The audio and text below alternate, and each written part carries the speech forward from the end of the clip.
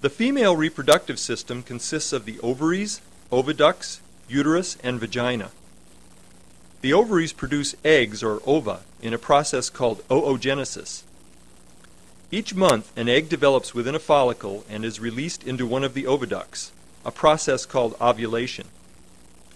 In the oviduct, the egg may be fertilized by a sperm cell.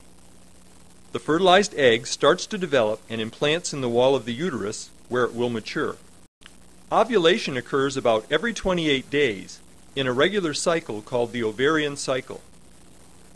Hormones coordinate the ovarian cycle with monthly changes in the uterus, termed the menstrual cycle. The start of the menstrual cycle is defined by the beginning of a woman's menstrual period.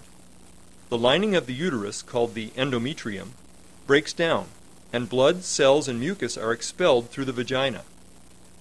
This process is called menstruation, and it usually lasts for the first 3 to 5 days of the menstrual cycle.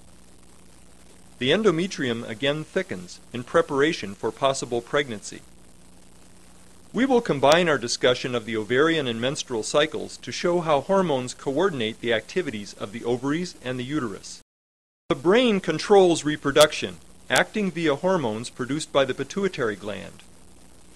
While a woman is menstruating, her hypothalamus begins secreting a releasing hormone which stimulates the anterior pituitary to secrete FSH and LH into the blood.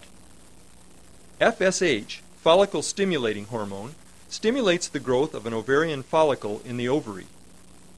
The follicle consists of a developing egg cell surrounded by cells that nourish and protect it. The developing follicle begins secreting estrogen, a female sex hormone. Estrogen shapes development of the female reproductive system and female secondary sex characteristics such as broad hips and development of the breasts. Its immediate role is to stimulate regrowth of the lining of the uterus in preparation for possible pregnancy. Low levels of estrogen also exert negative feedback on the hypothalamus, keeping blood levels of FSH and LH relatively low.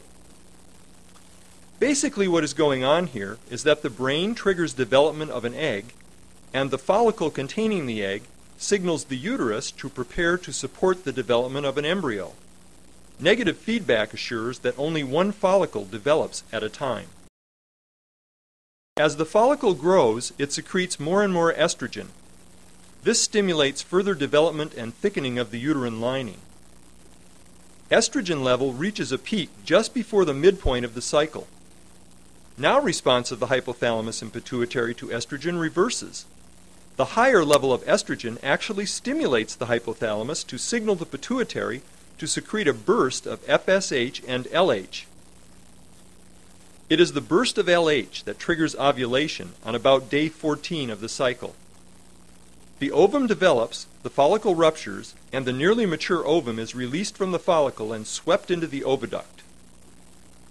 LH, or luteinizing hormone, also causes the ruptured follicle to develop into a glandular structure called the corpus